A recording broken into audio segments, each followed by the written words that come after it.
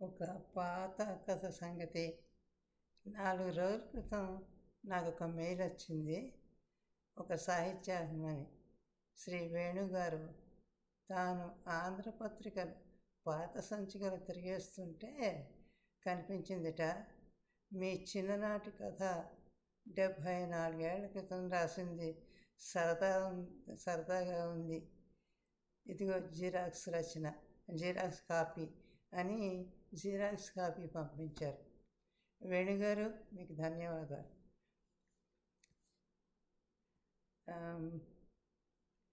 ప్రస్తుతం నాకు తెలుగు సాహిత్యం అంటే చాలా నిస్పృహగా ఉంది కనుక వేణుగారి మెయిల్తో నాకు కొంచెం హుషారు వచ్చింది.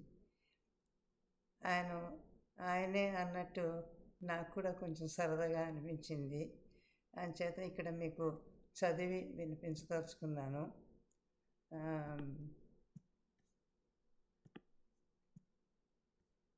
ఈ కథ పేరు మీకు కూడా సరదాగా ఉంటే వినండి. కథ పేరు నా ఉపవాస దీక్ష. ఆంధ్రపత్రిక డిసెంబర్ 11, 1972లో ప్రచురితం. బహుశా ఇది నా తెలుగు హాస్యరచన కావచ్చు. అది మీకు వినిపిస్తాను, ఇష్టమైతే చూడండి. ఈ కథ పేరు చెప్పాను కదా, నా ఉపవాస దీక్ష. నేను ఉండదలుచుకున్నాను అన్నాను. ఏమిటి ఉండదలుచుకున్నావు? ఎప్పుడు ఉండదలుచుకున్నావు? ఎందుకు ఉండదలుచుకున్నావు అంది అమ్మ. ఉపవాసం ఉండదలుచుకున్నాను. ఎందుకంటావేంటి? నా ఇష్టం అంచేత ఒక్క పూట ఉండదలుచుకున్నాను. అందుకే అంటున్నా, 6 రోజులు ముప్పొద్దులా తింటాం కదా, ఒక్క పూట ఉండలేమా అన్నాను. వేరేడంత లేవు. ఇప్పటి నుంచి ఉపవాసాలు ఏమిటే నీకు? అయినా నిన్ననే ఉంటే కనీసం ఏకాదశి ఫలితము దక్కేది, పుణ్యము వచ్చేది అంది అమ్మ. ఇగో ఈ నాయనమ్మ కబుర్లు నాకు చెప్పకు, నేను విన్నవే. కానీ నేను ఏకాదశి ఫలితం కోసం ఉండడం లేదు, పుణ్యం కోసము కాదు. అంచేత తప్పదు, నేను ఉండదలుచుకున్నాను. ఆ సాయంత్రం బీచ్ నుంచి వచ్చేసరికి 7 అయింది. అమ్మా అన్నాను వస్తూనే, అలవాటు ప్రకారం. దాని అంతరార్థం కాదు, ఆ పిలుపు తర్వాత వచ్చే మాటలేమిటో నాకు తెలుసు, మా అమ్మకి తెలుసు. అమ్మ నవ్వింది. నాకు కోపం వచ్చింది. అనుకోకుండా అడిగినందుకు కాదు, అమ్మ నవ్వినందుకు.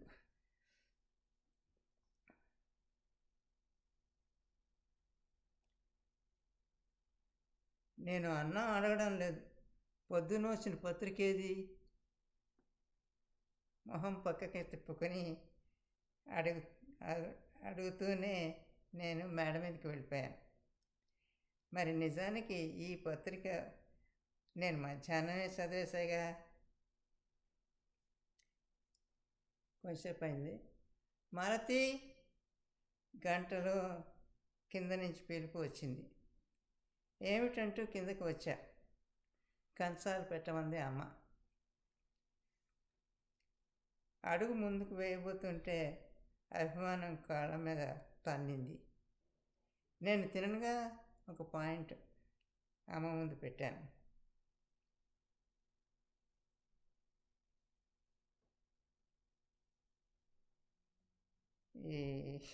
ఇవన్నీ నాకు ఎలా చేయడమో తెలీదు.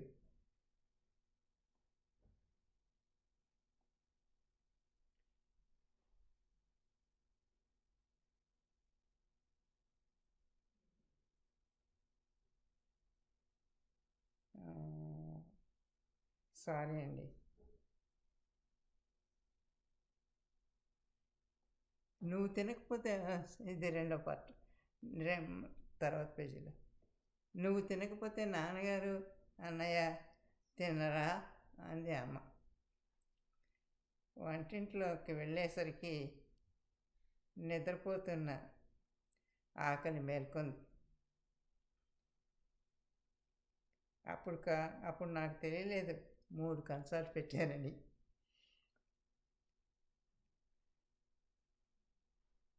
అమ్మ అక్కడే ఉంది కాబోలు పక్కున నవ్వింది. అప్పుడు కానీ నాకు తెలియలేదు 3 కంచాలు పెట్టానని.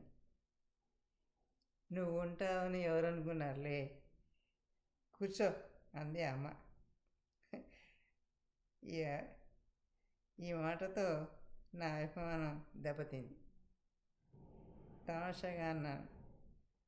అంత మాట అనిపించుకున్న తర్వాత అన్నం ఎలా సాయిస్తుందమ్మా, నువ్వే చెప్పు అంటూ గుమ్మం దాకా వెళ్ళిన దాన్ని మళ్ళీ వచ్చాను. పోనీలే అనడం అయిపోయిందిగా, ఇంకేం చేస్తాం, అన్నం పెట్టు అనేసాను.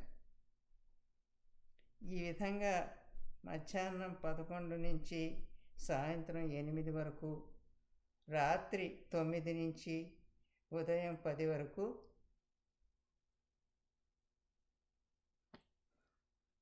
ఉపన్యాసం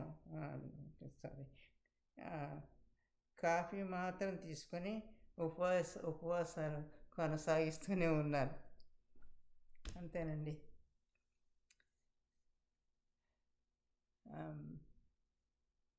For those who are not interested, who are not familiar with Telugu, I am also giving a brief, quick translation. I'm not sure, but if it works or not, just for the fun of it. That translation goes like this. Just a second. Let me put this.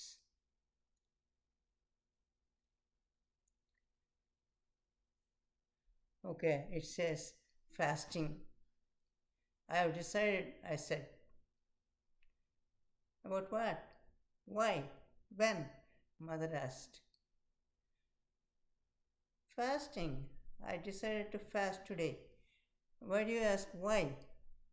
I wanted to fast and I will fast. That's it.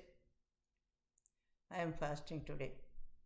We stuff ourselves 3 times every day. Can't we skip one meal on one day? Just one meal, I said defensively. You are still in skirts, too young to fast. You should have thought about it at least yesterday. It would have earned the blessings of the result of fasting on an Ekadasi day. Ha ha! I have heard these stories before. I don't care about the returns from fasting on Ekadasi day or any other thing.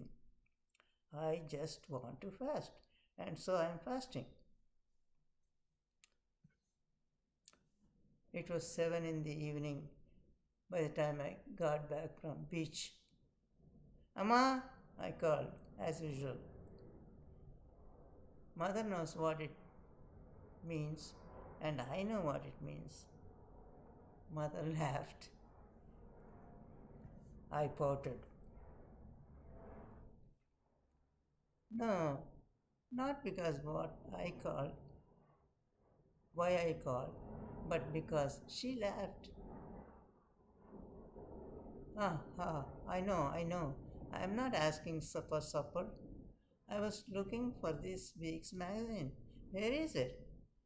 I said, looking away and rushing toward the stairs.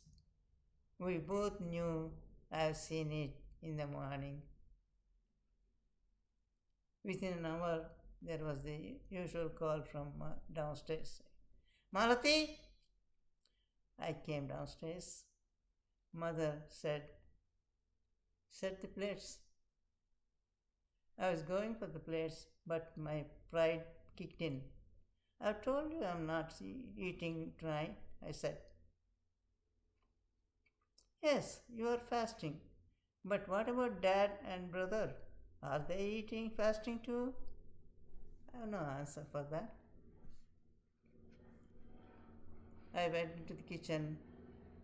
Hunger started hollering inside me, and the dishes in front were inviting me.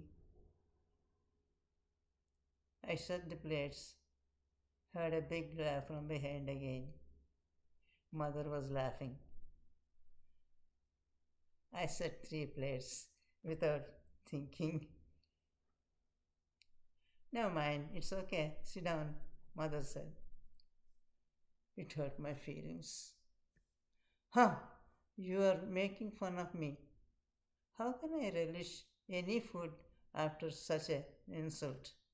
I said, walking toward the door, turned around, and said, well, it is over. You don't believe me. I might as well eat. Anyway, I am continuing my fasting though. It is more like from 11 a.m. to 7 p.m. and again from 8 p.m. to 10 a.m. That's it.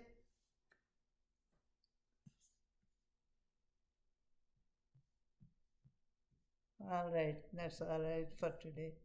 I hope you enjoyed it. Bye.